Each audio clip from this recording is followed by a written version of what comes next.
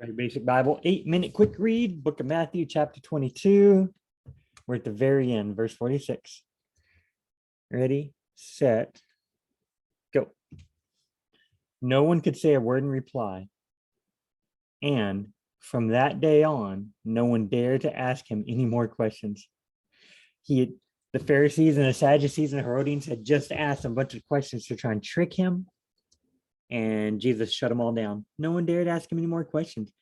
This seems like a common thing. So all throughout the book of Matthew, people are asking him questions to try and trick him. Seems like a common thing. Maybe they did that a lot back then. All right. Then Jesus said to the crowds and to his disciples. So the crowds and disciples. The teachers of the law and the Pharisees sit in Moses' seat. So you must be careful to do everything they tell you, but do not do what they do, for they do not practice what they preach. They tied up heavy, cumbersome loads and put them on other people's shoulders, but they themselves are not willing to lift a finger to move them. Everything they do is done for people to see. They make their prayer boxes, phylactery, that is, boxes containing scripture verses worn on the front of them. Okay. They make their phylacteries wide and their tassels on their garments long. They love the religious leaders, love the place of honor at banquets and the most important seats in the synagogues. The religious leaders, you must be careful to do everything they tell you, but do not do what they do, for they do not practice what they preach. They love to be greeted with respect in the marketplace and be called rabbi by others. They're bragging. They say, hey, don't you brag, but then they brag.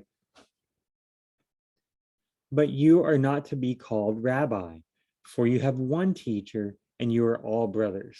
And do not call anyone on earth father, for you have one Father and he is in heaven.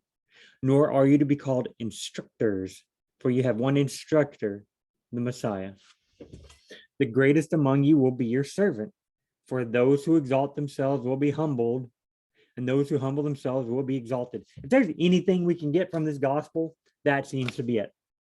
Those who exalt themselves will be humbled. Those who humble themselves to be exalted. The Pharisees are exalting themselves. They'll be humbled. And Jesus has already humbled them on earth, it seems. All right. Woe to, okay. Your eyes might have went to right here. So I haven't read verse 13 yet, but you might see that get confused. This version does not consider this verse to be part of the original text, or it is used as different verse boundaries in other versions. The newer translations of the Bible have certain verses that were not originally supposed to be there, so they take those verses out. Okay. Older versions have the incorrect verses. They don't lead people astray, but they're just not actually in the Bible. So the newer versions take them out. So if you're used to seeing a verse there, that's why it's not there. If this is confusing to you, remember, go to the teachings after. Okay, but for now, we're just going to read it. So try to ignore it. Okay. Woe to you, teachers of the law and Pharisees, you hypocrites. You shut the door of kingdom of heaven in people's faces. Jesus said the kingdom of heaven is coming.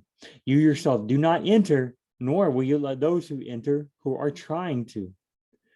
Woe to you, teachers of the law and Pharisees, you hypocrites. You travel over land and sea to win a single convert, and when you have succeeded, you make them twice as much a child of hell as you are. Woe to you, blind guides. He called them blind guides earlier. You say, if anyone swears by the temple, it means nothing. But anyone who swears by the gold of the temple is bound by that oath. You blind fools, which is greater, the gold or the temple that makes the gold sacred? You also say, if anyone swears by the altar, remember Jesus told them, don't make oaths by the altar or by the temple, just say yes or no. But the religious leaders say, if anyone swears by the altar, it means nothing. But anyone who swears by the gift on the altar is bound by that oath. You blind men, which is greater, the gift or the altar that makes the gift sacred? Therefore, anyone who swears by the altar swears by it and by everything on it. Anyone who swears by the temple swears by it and by the one who dwells in it. And anyone who swears by heaven swears by God's throne and by the one who sits on it. Woe to you, Pharisees of the law. Woe to you, teachers of the law and Pharisees, you hypocrites. You give a tenth of your spices, mint, dill, and cumin. Look over here. For you tithe. Remember, you tithe a tenth. Okay, they tithe a mint, dill, and cumin. Even their spices they tithe. But you have neglected the more important matters of the law, justice, mercy, and faithfulness. You should have practiced the latter without neglecting the former. You should do both. You should give stuff to God out of your material possessions and be just, merciful, and faithfulness. But they're blind. You blind guides, you strain out a gnat, but you swallow a camel. Woe to you, Pharisees of the law and woe to you, teachers of the law and Pharisees, you hypocrites. You clean the outside of the cup and dish, but inside they are full of greed and self-indulgence. Blind Pharisee, first clean the inside of the cup and dish, and then the outside will also be clean. Clean yourself on the inside, the outside will be clean. Woe to you, teachers of the law and Pharisees, you hypocrites. You are like whitewashed tombs, which look beautiful on the outside, but on the inside are full of the bones of the dead and everything unclean. In the same way, on the outside, you appear to people. They pray in the synagogues. They wear long robes. Their phylacteries are big. You appear to people as righteous, but on the inside, you are full of hypocrisy and wickedness. Man, what is this? Jesus, man, he's going off on these guys. Woe to you, teachers of the law and Pharisees, you hypocrites.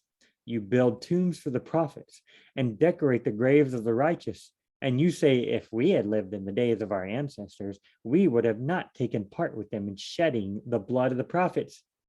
So you testify against yourselves that you are the descendants of those who murdered the prophets. Go ahead then and complete what your ancestors started.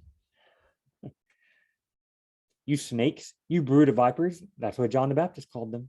How will you escape being condemned to hell? John the Baptist said this a long time ago. Therefore, I am sending you prophets and sages and teachers. Some of them you will kill and crucify. Others you will flog in your synagogues and pursue from town to town. Jesus told his disciples, I'm sending you out and you will be flogged and pursued. So, Jesus said to his disciples, this is going to happen too.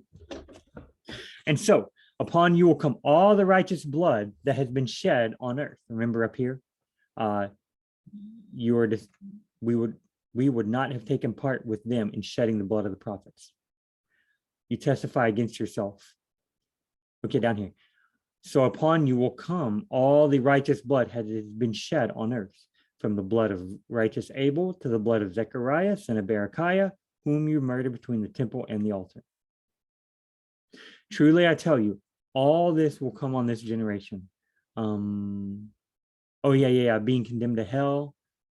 The righteous blood will come on their head. All this will come upon this generation. Okay. Jerusalem, Jerusalem, you who kill the prophets and stone those sent to you. How often I would long to have gathered you children together, as hens gather her chicks under her wings, and you were not willing. Okay, guys. Jesus is excoriating the religious leaders. We'll see what he does next time on our next very basic Bible. Remember, any questions about anything I read really quick, go to the show notes, and I have teachings verse by verse from very smart people, and they can explain this to you. All right.